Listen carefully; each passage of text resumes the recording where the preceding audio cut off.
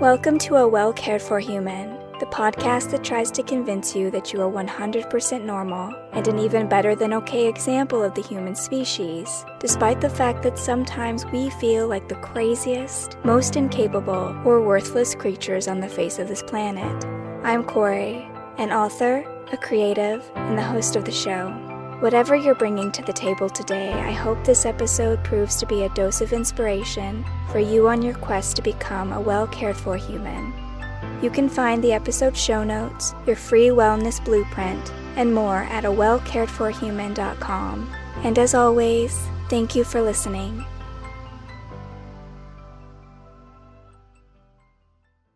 Hello humans, it's your host Kory, and today we're going to talk about narcissism. It's a popular word these days, or so the internet has led me to believe. And for that reason, we should probably begin with a bit of clarification about what I mean when I say someone is a narcissist. Because the word narcissist does get thrown around a lot. You've probably heard people say, oh, he's such a narcissist, or oh, she's so full of herself, she's so narcissistic. So to be clear, when I say narcissist, I'm referring specifically to Narcissistic Personality Disorder, also known as NPD, or sometimes people will call them narcs or unarc, but I will not be using that word because I come from a family background of ex-cons and drug addicts, so a narc means something else to me. I'll just be calling them narcissistic. Anyway, NPD, Narcissistic Personality Disorder, is a cluster of psychological traits that are caused by childhood trauma and abuse, and sometimes there's also genetic factors that make a person prone to developing NPD. Only a psychologist, psychiatrist, or a qualified person who understands mental disorders can diagnose narcissistic personality disorder. But you're still going to hear me call my father a narcissist throughout this episode because I'm 99.9% sure that he would be diagnosed with NPD if he ever went to therapy, but I don't think that will ever happen. It's very rare for a narcissist to seek help like that. And besides, I've had both of my therapists tell me that he's a narcissist with classic NPD traits and that many of my issues are obviously the direct result of being parented by someone with a narcissistic personality disorder. And so that's good enough for me. And being raised by a narcissist, loving a narcissist, does have many consequences. Having this kind of person in your life is very dangerous to your emotional well-being. And not to put too fine a point on it, it really screws you up emotionally, mentally. By the time you get out of that relationship, you will be a freaking mess. There's a reason why people who leave these relationship dynamics are called survivors, because you will have survived something by the time you get out of there. Some of the most dangerous aspects of being in a long-term relationship with a narcissist, regardless of whether or not that's a family dynamic or a romantic relationship, is how badly they can warp your view of yourself.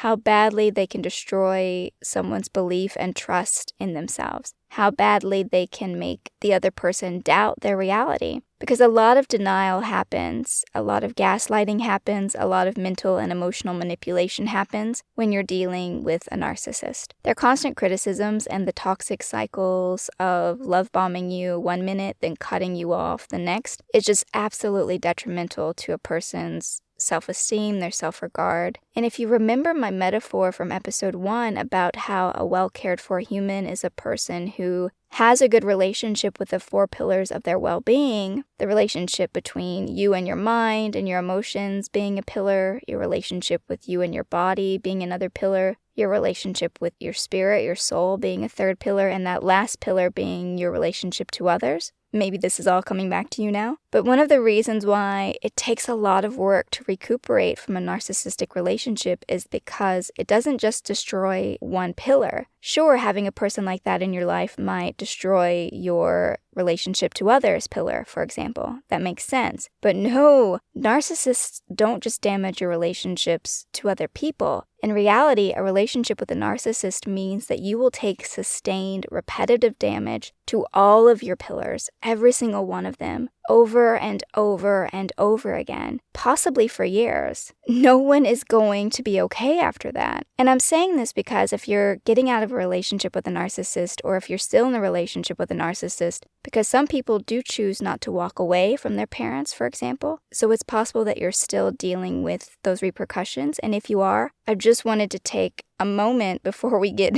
any deeper into this and validate your emotions. You are not crazy. Yes, this relationship is hurting you. No, you are not the problem. You might become a problem to yourself and other people if you're not careful, but we'll get to that in a second. But in short, yes, your feelings are accurate. You are getting an accurate read if this person makes you feel crazy. But what are the qualities of narcissism and what causes it? What causes this personality disorder?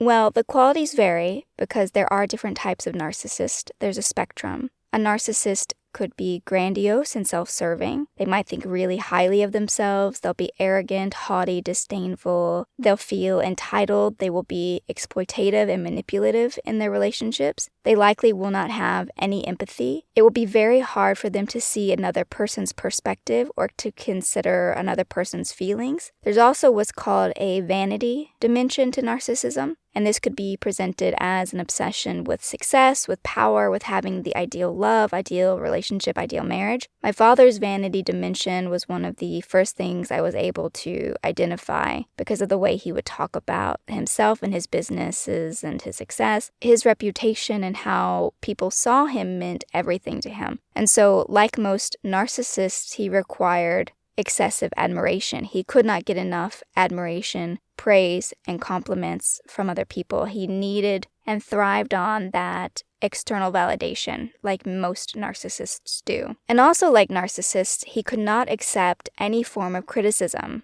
or complaint. Even the smallest remark would provoke an attack. So if you try to voice a concern to a narcissist, you will be ungrateful, you'll be just like everyone else, you're a taker, you never give, you're the problem, why can't you see everything they do for you? It will not occur to the narcissist that the people around them are suffering because they don't have any empathy and they don't know how to validate another person's emotions. A narcissist usually has no idea that other people even need empathy and validation because everything is about them and their wants and how other people never meet their expectations. A narcissist may or may not have some level of self-awareness around these traits. My father said to me before, when we were still talking, because we're not talking now, he admitted, there's something missing in me. There's something different in me. There's something I don't have, which tells me that he can see that he is lacking in some emotional capacity. Like most people with narcissistic personality disorder, he will probably never get help, though, or go to therapy. He will probably never see it as a problem that should be addressed. Other people have problems. He doesn't have problems, right? That's very common for a narcissist's point of view. If they do see something, they're most certainly going to blame someone else for it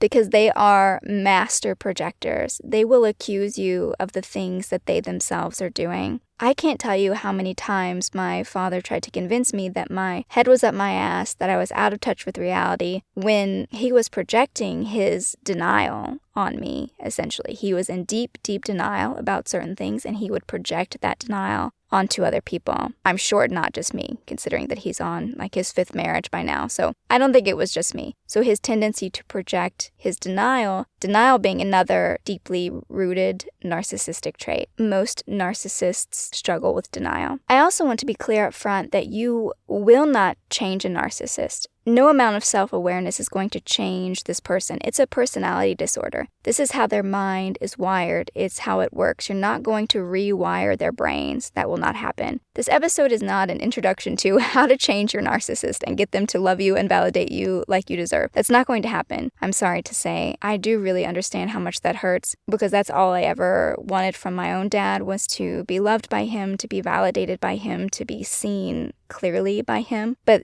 that's just not going to happen. This episode is only meant to help you work through the pain of the narcissistic relationship that you've encountered and what to do in these situations, because your only responsibility in a narcissistic relationship, or if you've survived one, is to do what you need to do to take care of yourself. You are your responsibility in this situation. But before we get into what you can do for yourself, you might be wondering, why are narcissists like this? Why do they develop these traits? What causes this personality disorder? In most cases, they're this way because they have what a therapist would call arrested development, arrested emotional development. As children, we're meant to mature emotionally as we grow up. That's pretty natural. At certain ages, we develop more complex feelings. There are milestones to our emotions. there's a natural progression unless something happens to interrupt that emotional development. And that's exactly what happened to narcissists. For a narcissist, typically there is a traumatic event or maybe many traumatic events, prolonged exposure to trauma. In my father's case, his background was very difficult, so it's hard to say which event was it that broke him. But a narcissist won't mature emotionally beyond a certain age, usually between 8 and 12, because that's where their emotional development was halted by something that happened to them. Even after they become adults, they will still be in that 8 to 12 range emotionally. And it's interesting that that's the range, because before I learned that was the age range, my father often referred to himself as, I'm just a 9-year-old shoeshine boy. And of course he's doing it in the typical narcissistic way of grandiosity of, I'm amazing, look how far I've come. I'm at my heart, I'm just a 9-year-old shoeshine boy. But you know what? He might very well be a 9-year-old boy emotionally. That might have been the moment where his emotional development became arrested and this personality disorder formed. And if a person has this personality disorder as a result of their trauma, what happens is they never fully develop their sense of self. They're too busy reacting to the horrible conditions that they're suffering through. So when they grow up, they don't really know who they are, and they build a mask based on whoever they're interacting with. They'll have a different mask for every partner, for every child, for every coworker. That's why they come across so differently to different people, because they mirror whoever they interact with. They fulfill that person's expectations and mimic their emotions because they're so out of touch with their own. And that was so interesting to me when I learned that, because I kept thinking of all the times when he was like, it's always about you or what you want, or that would be how it would feel to a person if they had no sense of self. They would feel very put upon by other people's basic needs, by their desires, because they don't have any concept of, boundaries or a sense of self that would protect them from that. They're always trying to fulfill that person's expectations, that person's emotions. They're mimicking their emotions. They don't even know what their own emotions are. They think they know who they are, of course. This is especially true if they're the kind of narcissist that has a great deal of grandiosity and vanity going on. They will cling to that perfect image they've constructed for themselves, but that's not who they really are. And they're so uncomfortable with looking at who they really are, especially if what's underneath their mask is shame. And a lot of abused children, what's under the mask is shame, right? I definitely had so much shame to contend with coming out of my childhood, shame that I had to process about not feeling like I was enough, not being good enough, because that's a manifestation of shame, feeling like you're never enough, that you're never good enough. They're so uncomfortable with emotions that the minute they begin to feel something like that, their brain will essentially switch off. Like, it's not that they don't have emotions, it's just that they will turn that emotion off when they begin to feel it because they're so uncomfortable with it. They're so afraid of it. So for that reason, they will come across as very strong, very put together, very in control of themselves and their lives and their situations. But in fact, they're very fragile. They're very sensitive to criticism because they're not entirely sure who they are beneath that mask. It's a very fragile mind under there. It's essentially the mind of a tortured child that never grew up because they weren't allowed to. And they don't know how to connect with other people because of that. They don't know how to feel what other people feel or establish those loving, heartfelt connections. And this conflict between who they really are underneath and this persona that they present to everyone else is often such a source of anguish for people who love a narcissist. It's part of the reason I struggled so hard for so long, because my father came home from prison and I'm 8 years old and I have this image of him as this amazing person. He's very together, he's very strong, he's very stable, he's the opposite of my mother, he has all the answers, he knows what's what. So it was very easy for me to internalize his gaslighting, not just because he was my dad, and there's that natural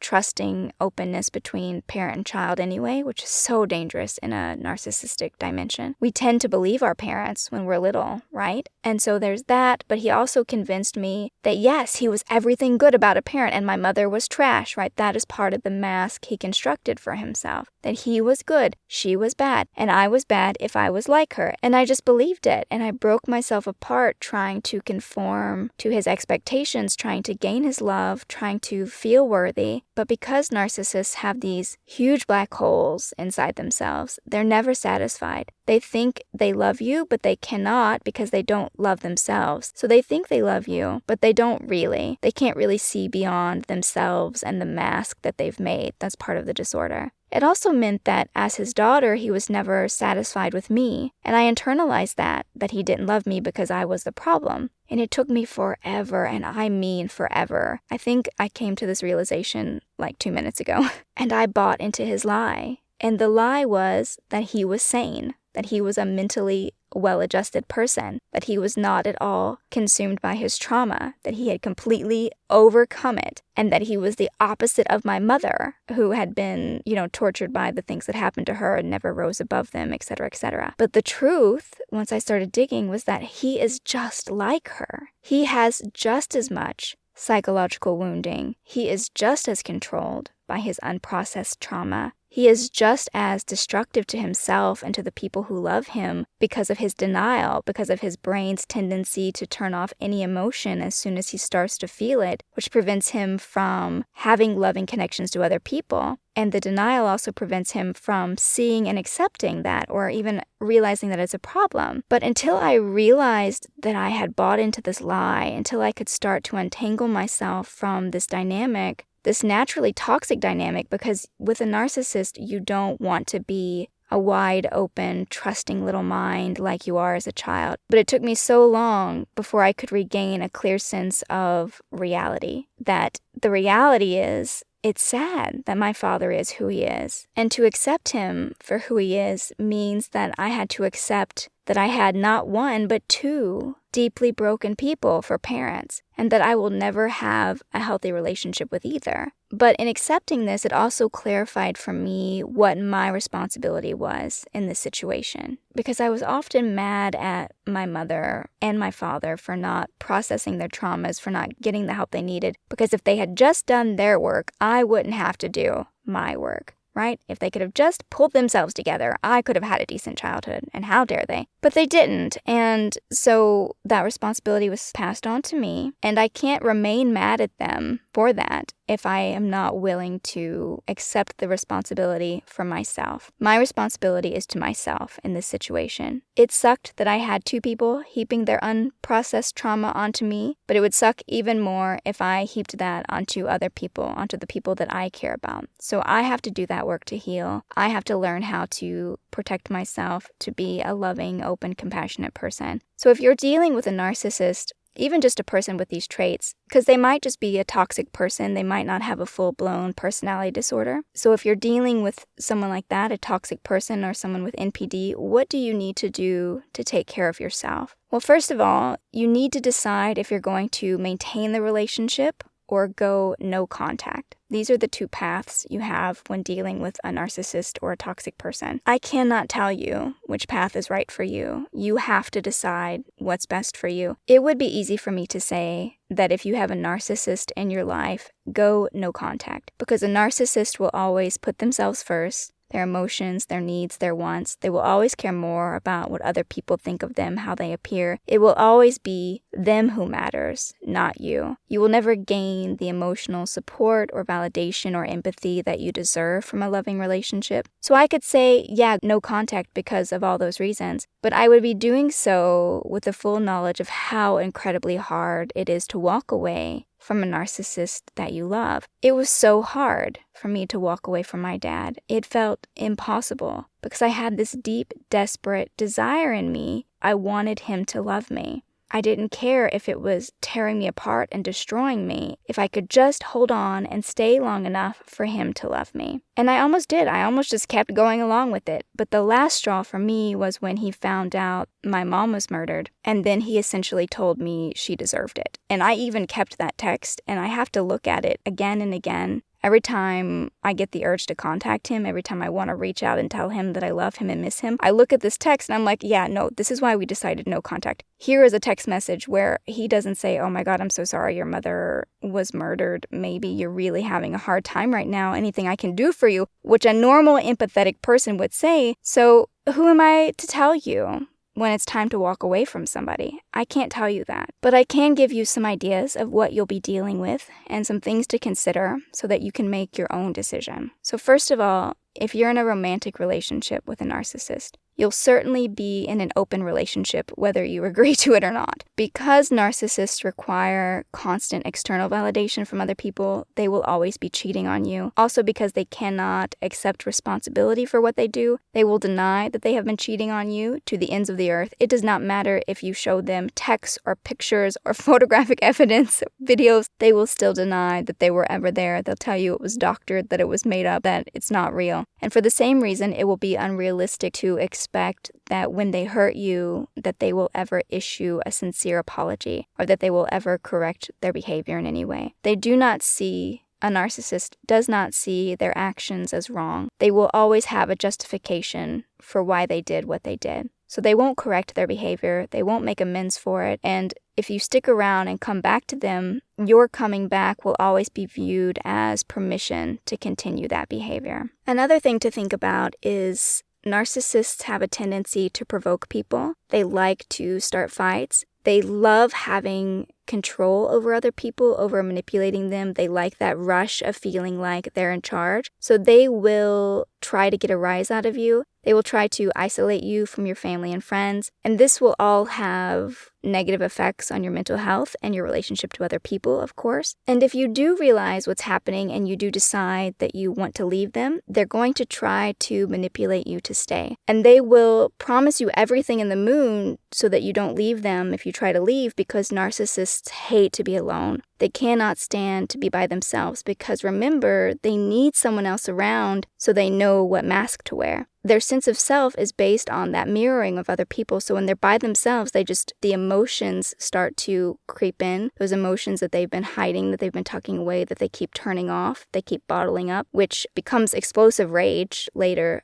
One thing you'll notice is an emotion that a narcissist is very comfortable with is explosive rage, and that's because they have so much repressed emotion that that's really all they can express is the explosive rage later. So if you do need to leave, it would be best that you do it when they're not around so they can't manipulate you into staying. And also realize that sometimes they will discard someone. That's the term for it, discard, essentially pushing you away or abandoning you in order to get validation. It's almost like a reverse Uno, where they push you away so that you will crawl back and they will feel validated about themselves. And if you have children with a narcissist, they will use your children to manipulate and control you because they thrive on manipulation and control, and they are incredibly vengeful, vindictive. I've told you all the things my father has said about my mother, how much he hated her. So no doubt they will be furious that you had the gall to leave them or offend them in any way. And I'm sure you can see how all of this is incredibly destructive to a person's mental and emotional well-being, which is why I recommend no contact if you survive a romantic relationship with a narcissist. Obviously, the best case scenario is to leave when they're not there and then just never look back. Contact them for no reason whatsoever,